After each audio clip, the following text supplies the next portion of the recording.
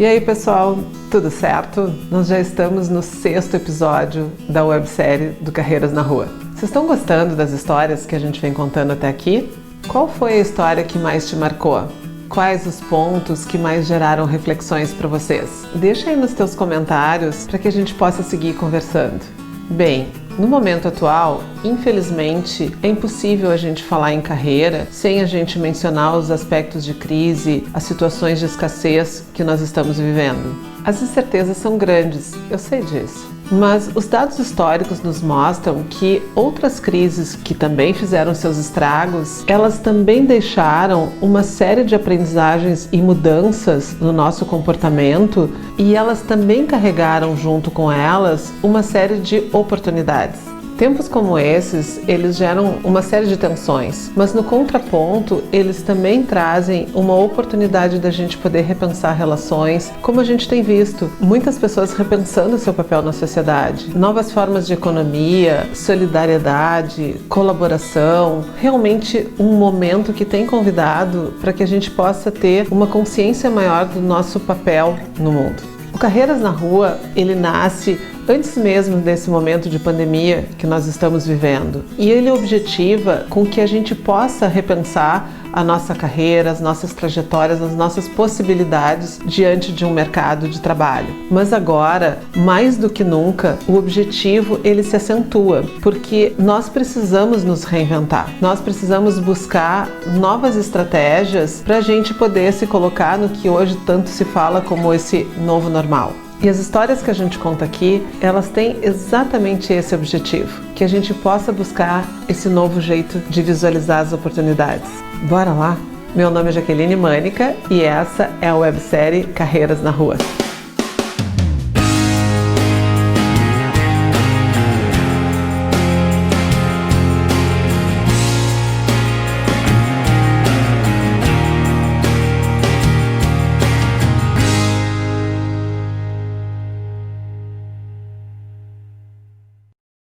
Então, no episódio de hoje, nós vamos conhecer a história de uma mulher incrível, uma mulher guerreira que trabalha com muito afinco e muito amor pelo que faz. Eu conheci a história dela através desses eventos que falam sobre biografia de empresários de sucesso e também por muita admiração pelo trabalho que ela desempenha. As vivências da nossa convidada vão nos impulsionar a refletir em como reagir quando as coisas não saem da forma como nós esperávamos e como que a gente pode fazer para não desistir. E outro ponto muito importante. Essa história vai nos chamar a atenção em relação ao risco dos atalhos, as armadilhas e as consequências que acontecem por conta desses desvios. E aí a gente vai aprender o quanto é importante a gente administrar esse dia a dia com o pé no chão. Isso não quer dizer que a gente não tenha que sonhar, que a gente não tenha que brigar pelas coisas que a gente almeja. Mas é fundamental que a gente persista e que a gente siga atento aos sinais da realidade. E assim é a história da nossa convidada de hoje, a Maria Anselmi,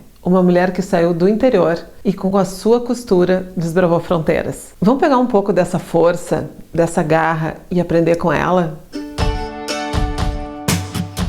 A minha história é uma história de muita luta, de muito trabalho. Eu morava no interior aqui de Farroupilha. A minha família era muito pobre, nós não tínhamos quase o que comer. Tinha que fazer todo o trabalho da casa. Eu queria tanto estudar na minha vida, né? Mas eu estudei até a 4ª série. Com 9 anos eu tive que ficar em casa para cuidar dos meus irmãos. Com 11 anos, daí eu fui fazer a minha 5ª série, porque abriu à noite a escola lá no interior. Então fui junto com meu pai, que meu pai não sabia nem ler nem escrever. Mas assim, mesmo ele não sabendo ler e escrever, eles sempre me ensinaram a fazer a coisa correta, trabalhar, não passar ninguém para trás, ajudar os outros, né? Então, por eu não ter tido oportunidade de estudar, eu tinha um pouco de frustração também, né? Meu sonho era ser professora na época, né? Mas não deu. Aí eu fui fazer um curso de corte e costura, então eu vou ser costureira. Aprendi a fazer molde, costurar, e eu não tinha linha. Então, o que eu fazia na época? A minha mãe tinha um enxoval enxoval, que ela tinha os crochê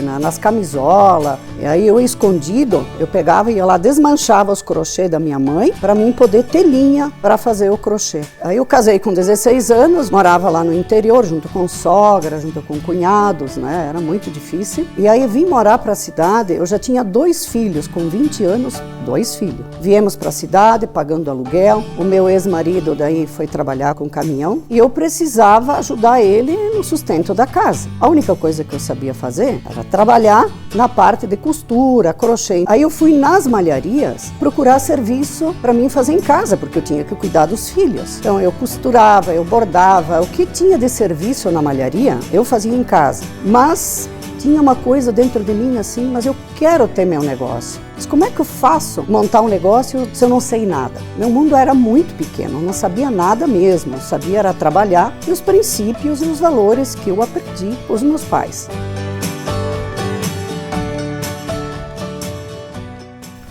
Como eu aprendo com essas histórias? Que coisa fantástica a força da Maria. Uma coisa que parecia uma simples brincadeira de criança revelava algo importante em relação à trajetória profissional dela. E ao longo do tempo, a cada costura, ela vai colocando uma força na sua intenção. Mesmo com uma série de frustrações, como a questão do estudo, ela acredita no seu potencial e enfrenta o medo de errar e segue adiante. É claro que a forma como ela vai agindo e reagindo nessa caminhada tem muito a ver com as suas características pessoais, com o seu temperamento. Como nós já vimos aqui, o temperamento é um aspecto fundamental no desenvolvimento da nossa trajetória profissional. Algumas pessoas vão ter mais facilidades do que outras, e isso é absolutamente normal. E antes da gente se deixar levar pela frustração, é fundamental que a gente possa se conhecer e entender como que o nosso temperamento pode nos influenciar. No caso da Maria, ela transforma a vontade de fazer em trabalho. Ela busca nos valores da família a base para ela seguir em frente. Em nenhum momento ela cogita em desistir do seu sonho e transformá-lo em realidade. Vamos seguir ouvindo um pouco mais dessa história?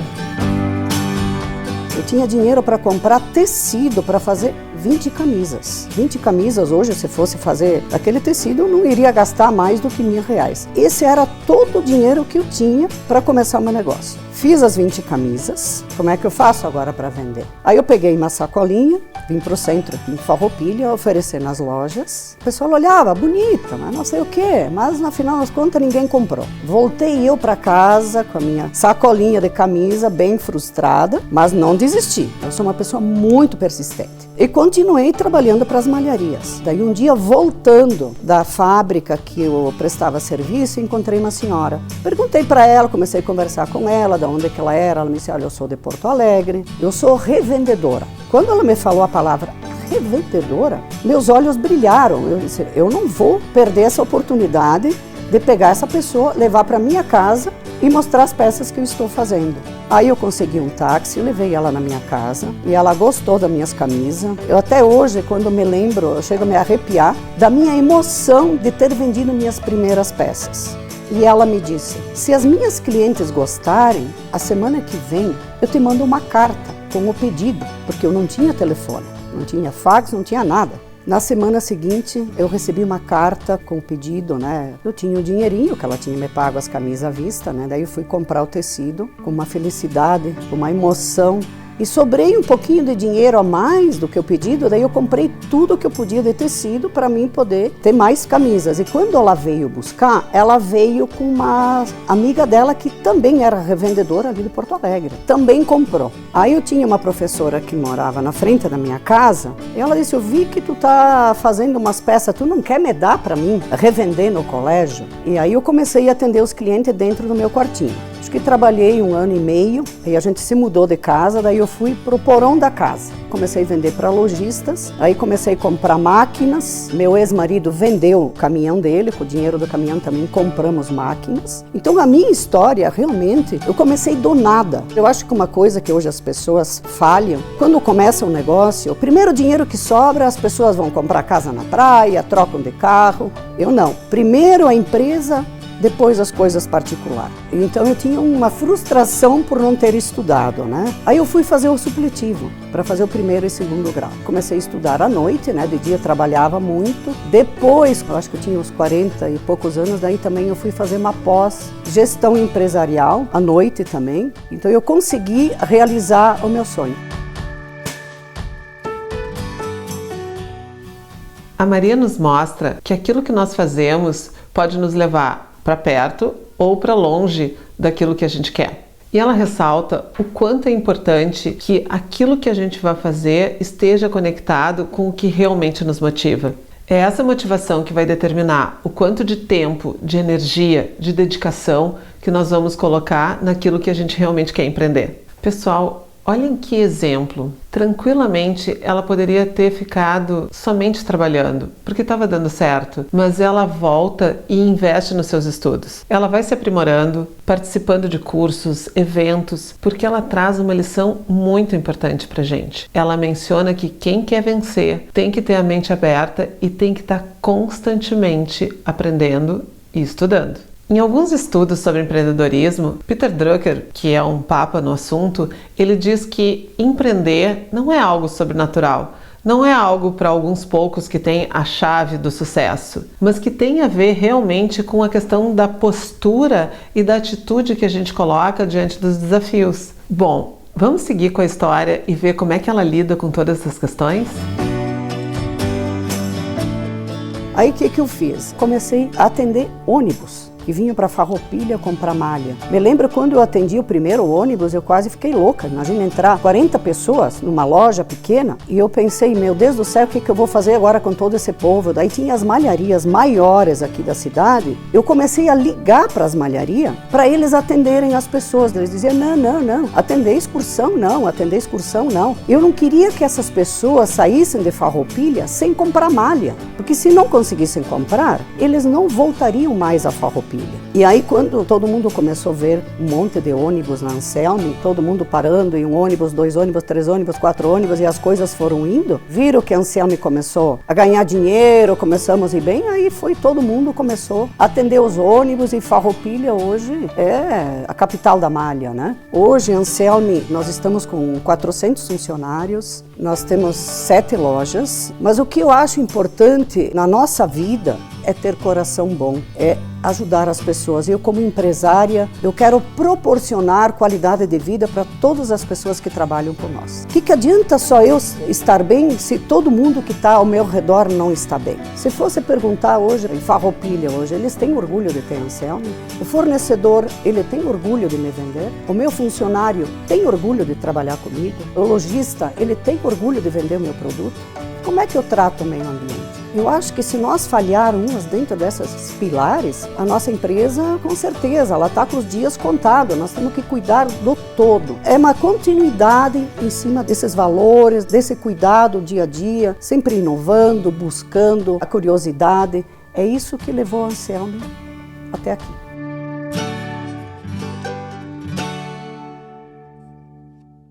Que coisa boa a gente poder estar escutando essa história de uma empresária, porque às vezes a gente tem uma sensação de que quem resolve empreender, quem resolve ser empresário, não pensa tanto nas pessoas. E a gente teve a oportunidade de ver aqui o quanto que, ao contrário, para que a gente possa efetivamente se colocar como uma empresa que tenha empresabilidade, é uma palavra bonita, é necessário que essa instituição ela esteja comprometida com os seus valores e que ela esteja realmente preocupada com o bem-estar da comunidade. Vejam que a Maria, o tempo inteiro na sua narrativa, ela menciona orgulho de estar em Farroupilha, ela menciona preocupação com as pessoas. E quando a gente está falando nas pessoas, são os seus funcionários, os seus fornecedores, os seus clientes e com a comunidade em geral. Ela busca, junto com a sua família, estar construindo um produto da qual ela tem orgulho e que também possa gerar orgulho para a cidade e de poder se responsabilizar com que Farroupilha possa ser um lugar considerado a capital da malha. Pessoal, eu acho que vale realmente separar alguns minutinhos para que a gente possa pensar sobre essas histórias que são contadas aqui no Carreiras na Rua. A gente pode perceber que as mais diversas atividades, profissões, elas podem gerar uma série de possibilidades para nossas vidas. Analisando as trajetórias, a gente pode pensar uma série de alternativas de como que eu posso encaminhar a minha trajetória de vida, como que eu posso lidar diante das situações de crise que estão batendo na nossa porta. E pessoal, eu não estou pedindo para vocês pensarem na vida do vizinho, eu estou pedindo para que vocês possam pensar na vida de vocês, na carreira de vocês. Quais são as soluções que podem ser encontradas? E aí eu pergunto, qual que é a tua meta? O que é que tu tem buscado para a tua vida? E é super importante a gente pensar nesses temas, mesmo que dê um certo frio na barriga, porque daí a gente não corre o risco de desperdiçar e colocar nossa energia em vão. E não existem respostas prontas. A gente tem que fazer um pouco que nem a Maria, colocar nossa vontade em ação e a gente dá sequência e frequência em relação aos nossos objetivos. Bom, por hoje era isso. E como eu tô aqui aprendendo essa nova atividade de youtuber, eu preciso passar o checklist. Deixa o like, te inscreve no canal, me segue nas redes sociais e, muito importante, compartilha com os amigos. Logo, logo eu trago mais uma história inspiradora para compartilhar com vocês. Até o próximo vídeo.